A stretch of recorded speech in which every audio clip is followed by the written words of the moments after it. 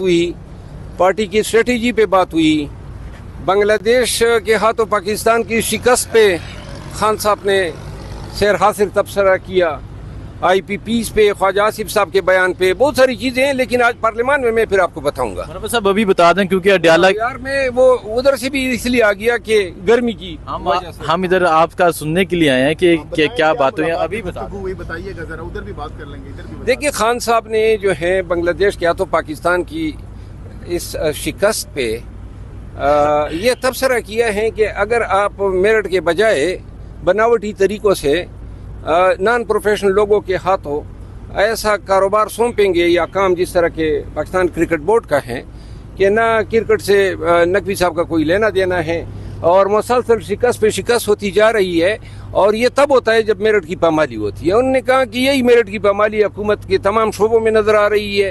हुकूमत जो है शिकस्त और रेख्त का निशाना बनी हुई है। बाकी खान साहब ने कौम को ये पैगाम दिया है कि अब हम सब ने मिल के पाकिस्तान की हकीकी आज़ादी की जंग मुत्तहिद होकर लड़नी है। 8 सितंबर के जलसे पे उन्होंने कहा अली अमीन खान की मुकम्मल जिम्मेदारी होगी कि वो इस जलसे को हर हालत में कराए। उसने कहा मेरा भी पैगाम आए तो कोई माना नहीं है, तो लिहाजा इस हवाले से अली अमीन खान, इनकी मुलाकात आज मुतवक्किल है खान साहब से 2 बजे, वो इस पर फिर बात करेंगे। आपको क्या डायरेक्शन दी गई है? उसका ऐलान 8 सितंबर के जलसे में हम करेंगे। मुझे जो ड्यूटी दी गई है वो खान साहब की हिदायत ये है कि उसका ऐलान फिर आपने 8 सितंबर के जलसे में करना है। तो आपने खान साहब को बताया जो जलसा मुलतवी हुआ और आपको गिरफ्तार भी किया गया, उस हवाले से ये क्या बात? वो भी हमने बताया और खान को हमने रुदात बता दी। रिएक्शन क्या नहीं, रिएक्शन क्या मतलब, बस हमने सिर्फ आगाह करना था।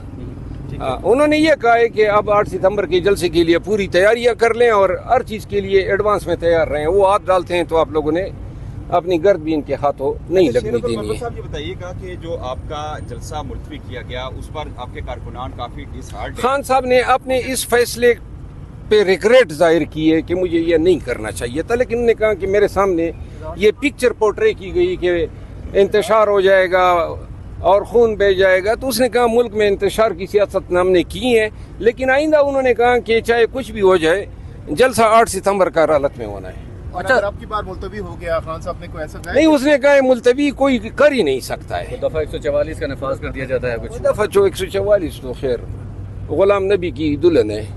अच्छा, आपके साथ खुशगवार बहुत खुशगवार पर आपसे बातचीत की, आप अपना बताइएगा। यार मुझे देखिए कुछ फ़राइज़ तफवीज़ किए हैं सबके सामने, लेकिन उन्होंने मना किया है कि वो 8 सितंबर के जलसे में आपने अनाउंसमेंट करनी है। इसकी क्या वजह हो सकती है? क्यों? देखिए पार्टी की अपनी स्ट्रेटेजी होती है। अच्छा, खान साहब की तबीयत को लेके वर्कर्स बहुत कंसर्न है और बड़े चुस्त तो चाको चौबंद नजर आ रहे थे, बड़े ही दिलचस्पी से गुफ्तगू कर रहे थे और बड़े सरगर्म थे और बड़े आज मैंने उनको इंथुजियास्टिक पाया। अच्छा, एक व्लॉग होता है मंसूर अली खान की जानिब से जिसमें वो फांसी का जिक्र करते हैं कि इमरान खान ने कहा कि अगर मुझे फांसी पे चढ़ाएं, मुंह पे कपड़ा ना डाला जाए, तो वर्कर बहुत इस चीज़ को लेके मंसूर अली खान जो है शूमी किस्मत, वो जिस शख्स के साथ वो व्लॉग किया है, क्या नाम था उसका, समद याकूब नामी, जो वो बता रहे हैं जिसका मैंने कभी नाम ही नहीं सुना है कि वो PTI का सीनियर रहनुमा, और आगे से मेरे हवाले से भी वो शख्स लबकुशाई कर रहा है, झूठ बोल रहा है। और पता नहीं मंसूर अली खान ऐसे लोगों को लाके मेरे हवाले से सवाल इसलिए पूछना चाहता है ताकि मुझे मेलाइन किया जा सके। और ये मंसूर अली खान जो हैं, अल्लाह उनको हिदायत करे, खान के हवाले से लोगों में उसने बड़ी सरासीमगी फैला दी है।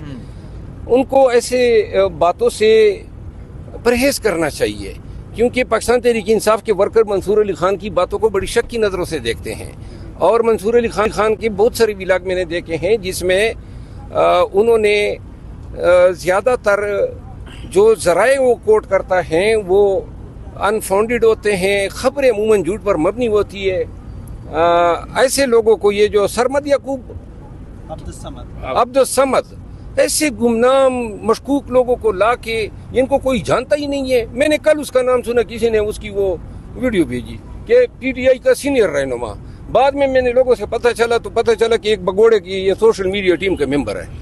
नहीं तो कोई फांसी के रिलेटेड कोई बात हुई है जो यार क्या फांसी के रिलेटेड, अपनी कंकाक्शन है उनकी, ज़हनी इख्तिरा है।